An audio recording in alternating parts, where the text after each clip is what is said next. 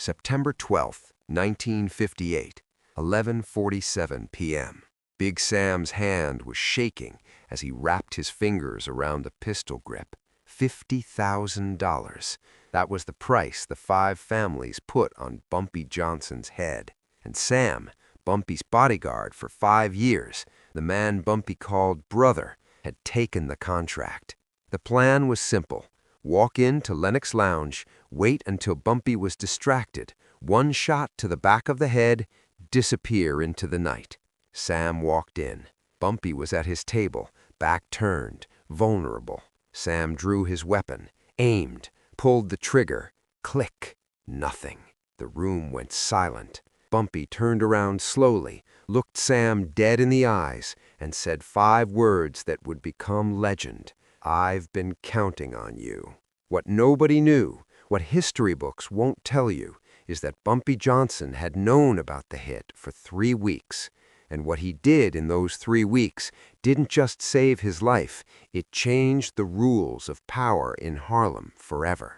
To understand what happened that night at Lenox Lounge, you need to understand who Bumpy Johnson was in 1958. He wasn't just another gangster. He was Harlem's protector, the man who stood between his community and the wolves that wanted to devour it. By the late 50s, Harlem was under siege. The Italian mob, specifically the 5 families, had been trying to take over the neighborhood's numbers racket for years. Numbers was big money, poor folks betting nickels and dimes that added up to millions, and the Italians wanted every penny. But there was a problem. His name was Bumpy Johnson. Bumpy had built something the Italians couldn't understand. He didn't rule through fear alone. He ruled through respect. When Harlem families couldn't pay rent, Bumpy paid it. When the police harassed black businesses, Bumpy made phone calls that made the harassment stop. When Italian mobsters tried to muscle in on local operations, Bumpy pushed back, hard. The 5 families had tried everything. They'd sent enforcers. Bumpy sent them back in ambulances. They'd tried negotiating. Bumpy told them Harlem wasn't for sale. They'd tried bribing politicians. Bumpy had better connections. By 1958, the families were desperate, and desperate men make dangerous decisions. Frank Costello, the most powerful mob boss in New York, called a meeting. All 5 families sent representatives. The topic? The Bumpy Johnson problem. "We've tried force, we've tried money, we've tried politics," Costello said, his voice cold and flat. "None of it works. This man is untouchable." "So what do you suggest?" asked Carlo Gambino, lighting a cigar. Costello leaned forward. "We make him touchable. We find the one person he trusts completely, and we turn them." That's when someone mentioned Big Sam. Samuel, or Big Sam, Foster had been with Bumpy since 1953. 6'4", 260 pounds of muscle and loyalty. He'd taken bullets for Bumpy twice. He'd been there when Bumpy's mother died. He'd been at Bumpy's side through wars with Dutch Schultz's old crew, through police raids, through everything. If anyone could get close enough to kill Bumpy Johnson, it was Big Sam. The families sent Tony, the collector, to make the approach. Tony was a specialist. He didn't break legs or crack skulls. He found weaknesses, and every man had a weakness. August 20th, 1958. 3 weeks before the shooting. Big Sam was leaving his apartment on 132nd Street when a black Cadillac pulled up. The window rolled down. Tony Marconi sat in the back seat, smiling like an insurance salesman. "Sam, right? Big Sam? I heard a lot about you." Sam's hand moved toward his waistband, where he kept a .45. "Who's asking?" "A friend. Someone who wants to make you a very wealthy man." Tony gestured to the empty seat. "5 minutes. Hear me out. If you don't like what I say, you walk away. No hard feelings." Sam should have walked away right then, but curiosity is a dangerous thing. He got in the car. Tony didn't waste time. "You're a smart man, Sam. You know how this works. You're loyal to Bumpy, and that's admirable. But loyalty doesn't pay for your daughter's medical bills." Sam's jaw tightened. His youngest daughter, Keisha, had been sick with tuberculosis for 6 months. The treatments were expensive. The hospital bills were piling up. Sam had asked Bumpy for help, and Bumpy had given him $2,000, but it wasn't enough. It was never enough. Tony opened a briefcase. Inside were neat stacks of $100 bills. $50,000, that's what we're offering. Enough to pay every medical bill. Enough to move your family somewhere safe, somewhere clean where your daughter can breathe. For what? Sam asked, though he already knew the answer. One bullet, one moment. You walk into Lenox Lounge on September 12th. Bumpy will be there, like he always is on Friday nights. You wait until he's distracted. One shot to the back of the head. Quick, clean, then you disappear. We have a car waiting, new identities for your whole family. By morning, you'll be in Miami. By next week, you'll be someone else entirely. Sam stared at the money. $50,000. His daughter's life, his family's future, all for one trigger pull. And if I say no? Sam asked quietly. Tony's smile faded. Then your daughter dies slowly in that charity ward hospital. Then you keep working for Bumpy, watching your back every day, knowing that one day a bullet with your name on it is coming. Because that's how this life ends, Sam. You know it, I know it. The only question is whether you die poor or rich. Sam got out of the car without saying a word, but the briefcase stayed with him. Tony had left it on the seat, the stacks of money visible, tempting. That night, Sam couldn't sleep. He kept seeing his daughter's face, her labored breathing, the way she tried to smile through the pain. He kept seeing that briefcase full of money, enough money to save her, enough money to give his family a real life. 3 days later, Sam made his decision. He called the number Tony had left him. I'm in, Sam said, but I want the money up front. Half now, half after. Done, Tony replied. Welcome to the winning side. What Big Sam didn't know, what Tony didn't know, was that before Sam even got into that Cadillac, Bumpy Johnson already knew about the approach. Bumpy Johnson didn't become the king of Harlem by trusting people. He became king by knowing people, by understanding that every man has a price, every man has a weakness, and every man can be bought or broken. Bumpy had eyes everywhere. Bartenders, shoeshine boys, cab drivers, janitors, people nobody noticed, people the Italian mob never thought to pay attention to. And one of those people, a parking attendant named Jerome, had seen Tony Marconi's Cadillac pull up outside Sam's apartment.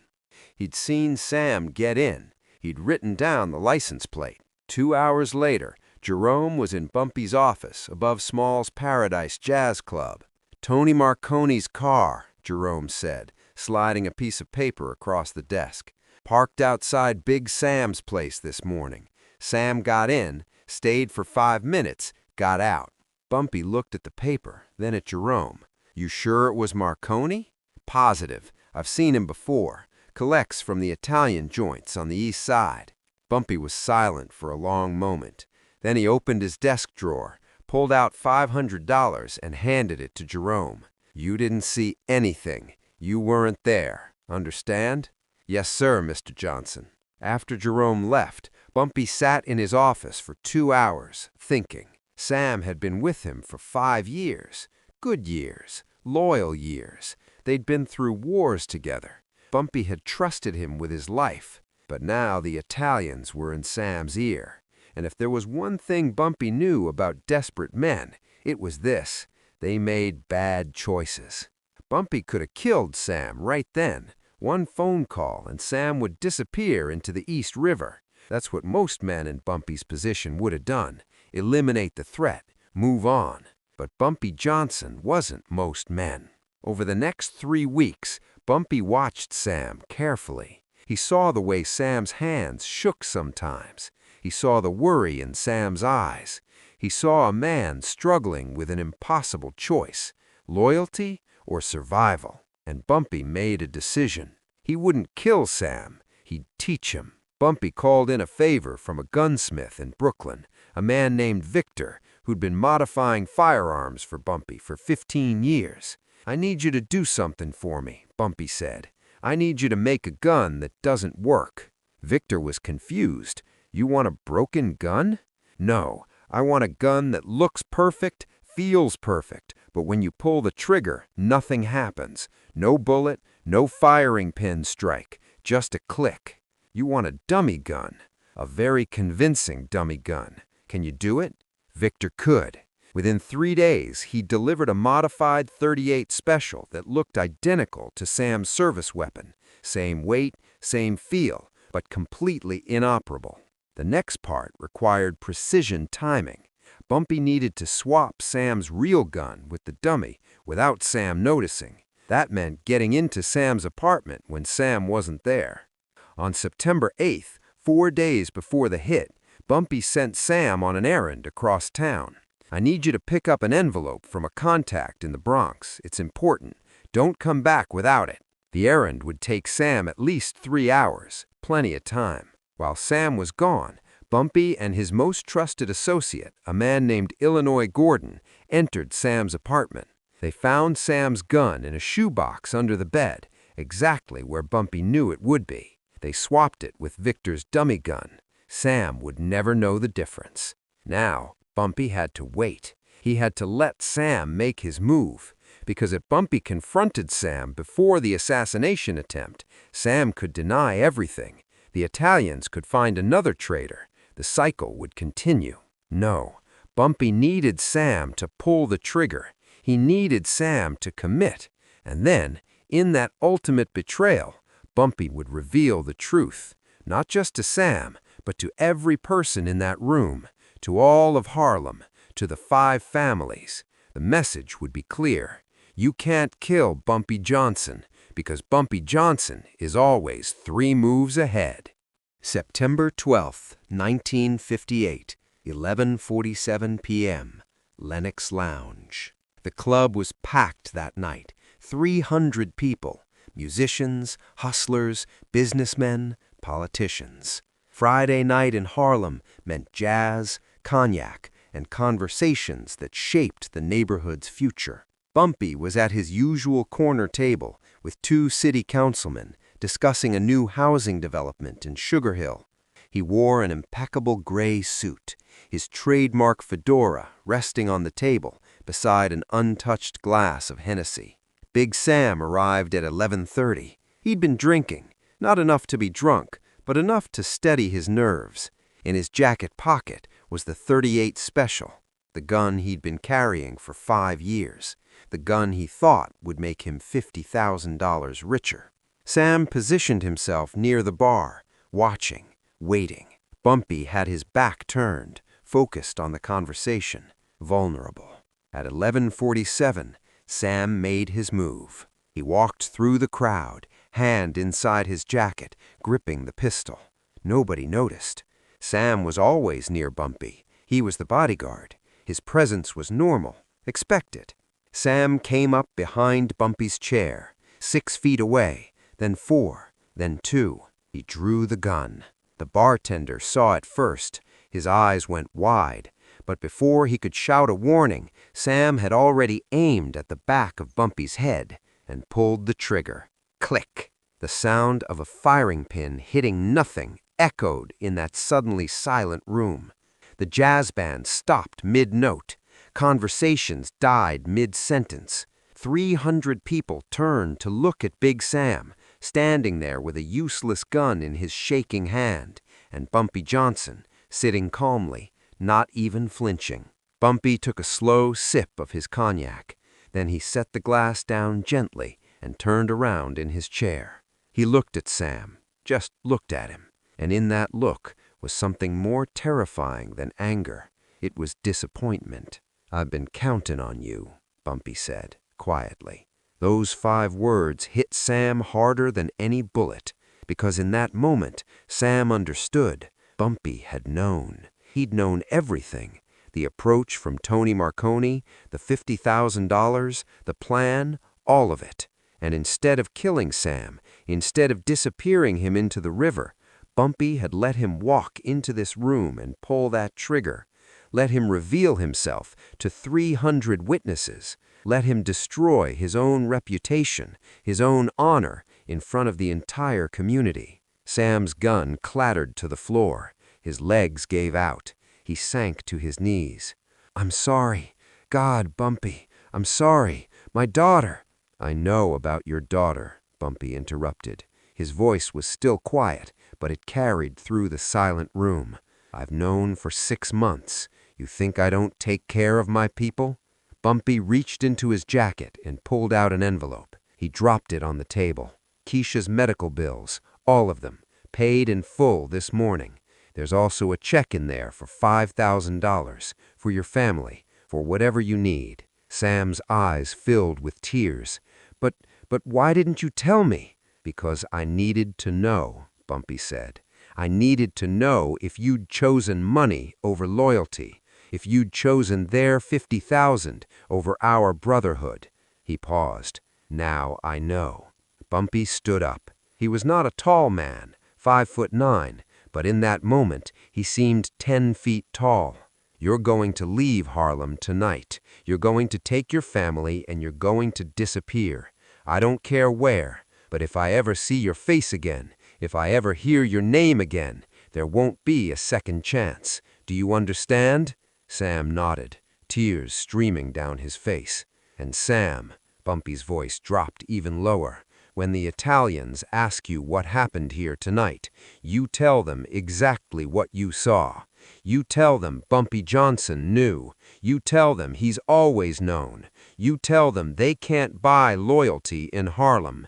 And you tell them if they ever try something like this again, I won't be this merciful." Sam stood on shaking legs, picked up his useless gun, and walked out of Lenox Lounge. He would leave New York that night and never return. The last anyone heard, he was working construction in Detroit, a broken man, carrying the weight of his betrayal for the rest of his life. After Sam left, Bumpy turned to face the room. 300 people stared at him in silence. They'd just witnessed something impossible. They'd watched a man try to assassinate Bumpy Johnson, and they'd watched Bumpy turn that assassination into a lesson. "Let me make something clear," Bumpy said, his voice carrying to every corner of the room.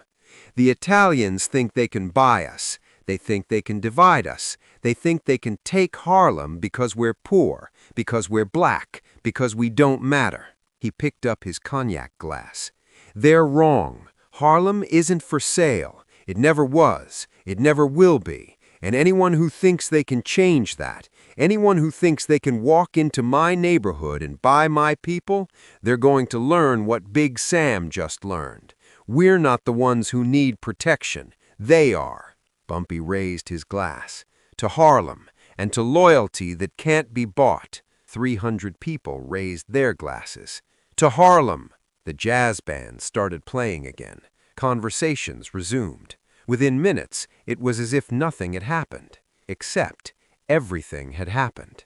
Word of that night spread through New York's underworld like wildfire.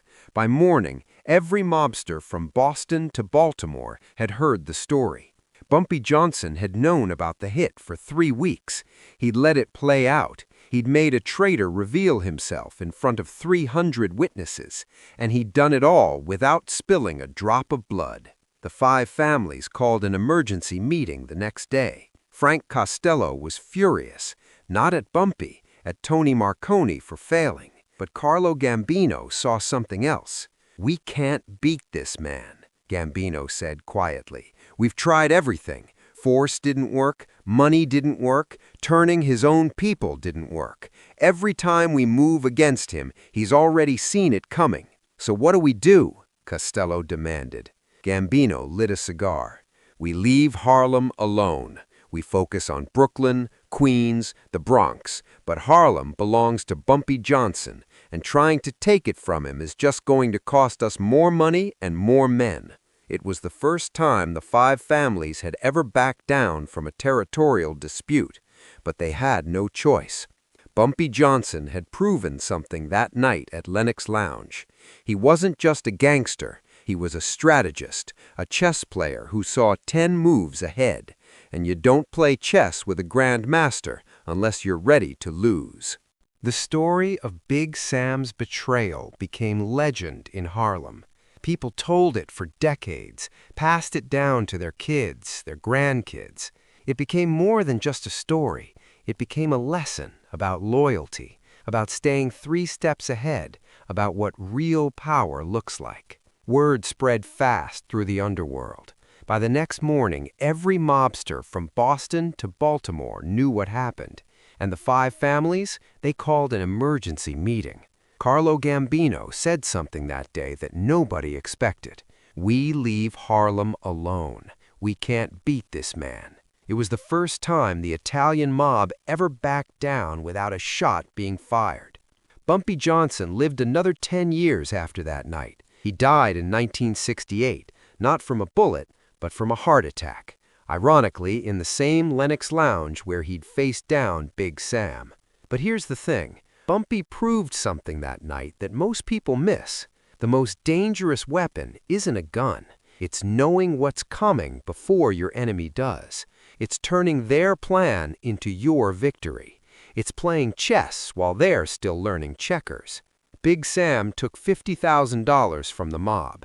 He left New York with nothing but shame. And Bumpy, he went back to his corner table, finished his cognac, and kept being the king of Harlem. Look, if this story got you hyped, do me a favor, hit that like button real quick. And if you're not subscribed yet, what are you waiting for?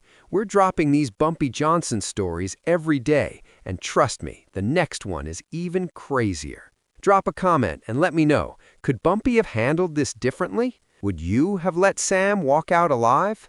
And hey, turn those notifications on, because next week we're telling the story of how Bumpy Johnson walked into Lucky Luciano's office unarmed and walked out with the deal of the century. You don't want to miss that.